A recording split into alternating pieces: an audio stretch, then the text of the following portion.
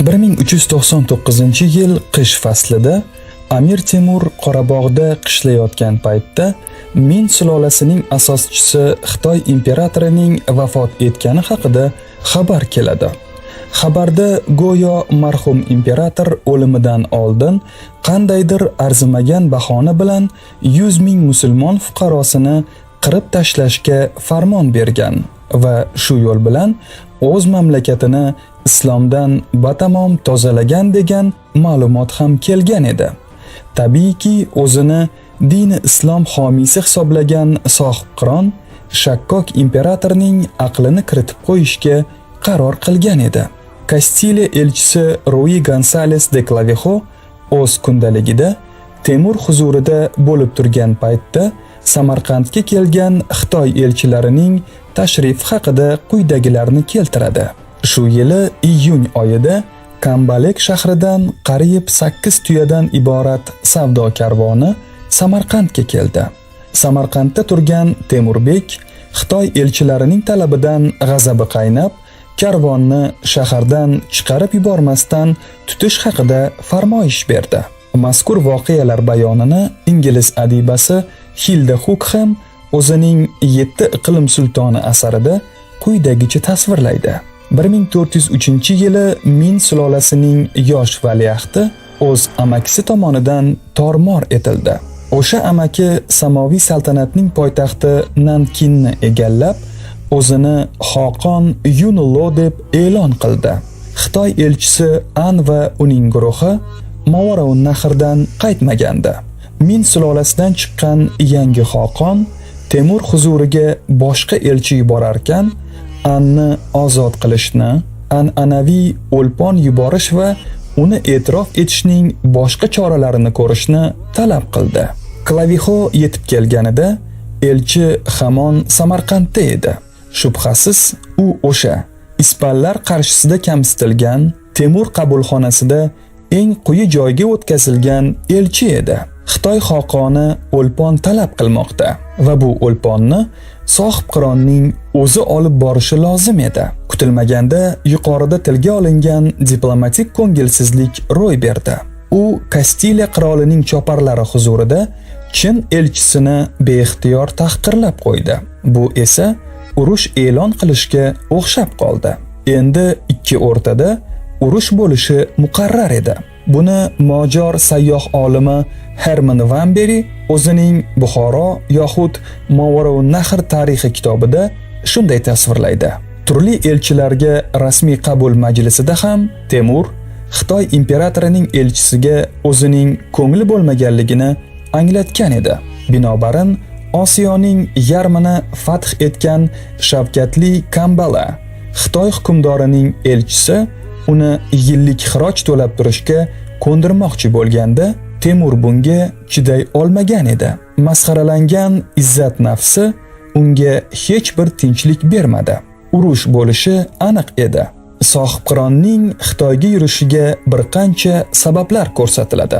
Ulardan biri anchadan buyon aniqlanmay kelayotgan munosabatlarga aniqlik kiritish bo'lsa, yana biri Amir Temurning o'zini muqaddas islom dinining homiysi va himoyachisi deb e'lon qilgani va shu sababdan g'ayridinlarni islom diniga kiritishni o'zining maqsadi deb e'lon qilganligida edi. Shuningdek, bu yurishdan ko'zlangan maqsad Xitoyning Mo'g'ulistonni bosib olishiga yo'l qo'ymaslik edi. Temur bordi-yu, Xitoy Baykal va Amurgacha mustahkamlanib olsa, Qashqar va Jung'oriya tarafidan uning saltanatiga tahdid solishi mumkinligini inobatga olgandi. Ammo shu narsa aniqki, bir mintaqada ikki kuchli imperiyaning mavjudligi ularning manfaatlariga to'g'ri kelmas va ulardan faqat bittasining bo'lishini talab qilardi. Buni ingliz yozuvchisi Hilda Hook ham quyidagicha tasvirlaydi. Temur hokimiyat tepasiga kelgan birinchi kundan boshlab Xitoyda hokimiyatni qonunga xilof ravishda tortib olgan shaxslar hukmronlik qilib kelardi. 7 qalandar bir bo'yraga sig'gani bilan 2 podsho 7 iqlimga sig'mas.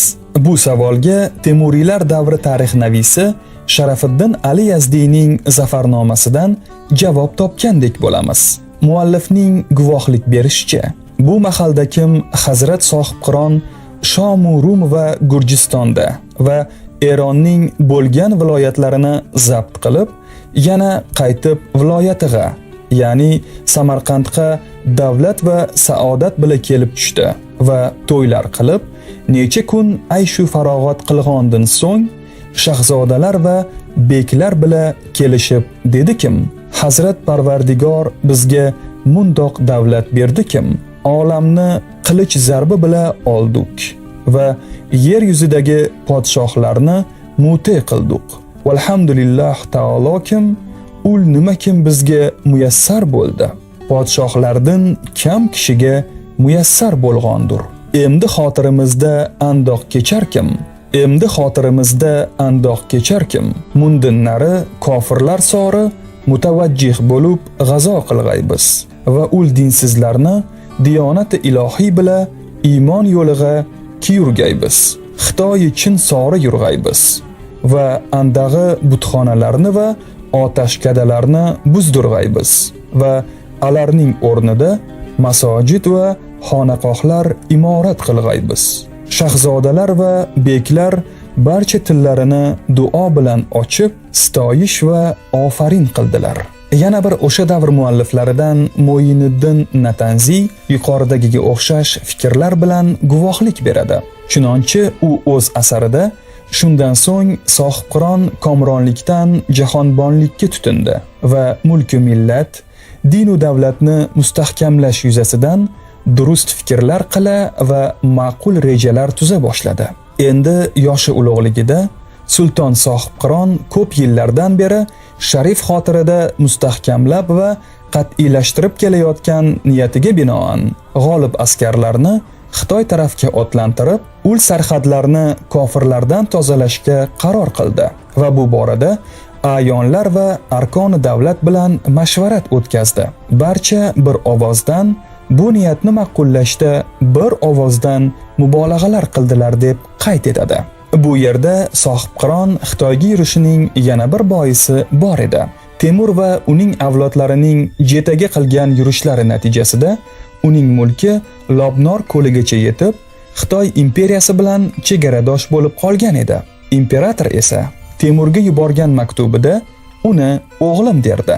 Sharqona diplomatiya tilida esa bu sen menga tobesan degan edi. Hatto imperator Temurdan yillik soliq to'lashni talab qilardi. Shunday qilib, Xitoy hukmdori g'arbdagi yerlarga da'vogarligini sir tutmas va qachondir uning bu yerlarga hujum qilish xavfi bor edi. Ana shuning uchun Temur 7 yillik urushdan qaytganiga 5 oy to'lmasidan shoshilinch Xitoyga yurish boshlaydi. Chunki uning ayg'oqchilari Xitoydagi ahvoldan xabardor qilib turardilar. Nihoyat to'yu tomoshalar poyoniga yetgach, Sohibqiron Konigildan ko'chib shaharga qaytdi va Bibixonim madrasasida to'xtab, Xitoyga bo'ladigan yurish masalalari hal qilingan maxfiy kengash o'tkazdi.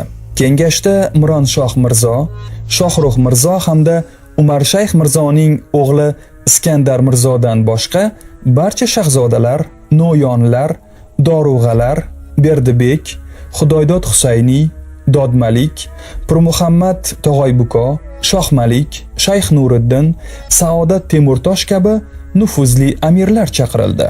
Maxfiy yig'ilishda bu katta yurish ikir-chikirgacha bir boshdan tahlil qilindi. Majlis nihoyasida Amir Temur ulug' amirlari va boshqa mutasaddilarga beto'xtov el yurtlarga borib, lashkar to'plash, qurol aslaha, ot ulov va bir oyga yetgulik oziq-ovqat zaxirasini tayyorlashni buyurdi.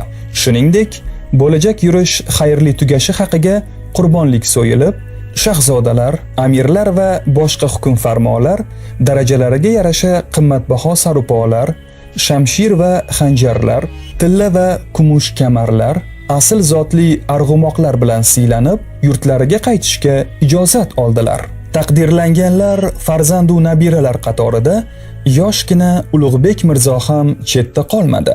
Unga Toshkent, Sayram, Yangikent, Taros, Ashpara va Jeta viloyatidan Xitoygacha bo'lgan mulk suyurg'ol bo'ldi.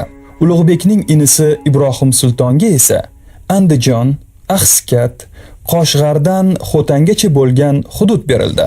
Bu ikki nabiraga berilgan yerlarning talay qismi hali Amir Temur saltanatiga tobe bo'lmay, bo'lajak yurishda ularni zabt etish allaqachonlar rejalashtirib qo'yilgan edi.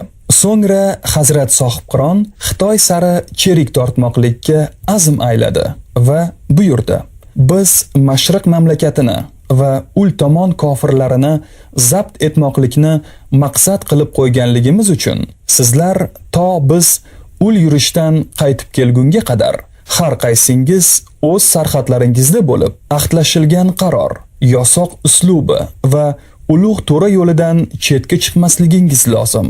1404-yilning kuz kunlaridan birida Ko'ksaroyda o'tkazilgan harbiy kengashda Xitoyga yurish kelgusi yil 1405-yilning bahorida boshlanishiga qaror qilindi. Kengashga har bir qo'shinning yurish paytidagi o'rni aniqlanib, qishlaydigan joylari belgilandi. Amirzoda Xalil Sulton bilan Amirzoda Ahmad va Barong'o'r, o'ng qanot amirlari Xudoydod Husayniy, Shamsiddin Abbos va boshqalar Shohruxiyya, Toshkent va Sayramda. Amirzoda Sulton Husayn jangovar so'l qanotning bir qismi bilan Yassi, Turkiston va Sabronda. Amir Temurning o'zi qo'shinning markaziy qismi va nabiralari Mirzo Ulug'bek, Ibrohim Sulton, Jahongir Mirzo va amirlardan Berdibek, Shohmalik, Shayx Nuriddin, Sorbug'o va Hoji Yusuflar bilan Oqsulotda qishlaydigan bo'lishdi.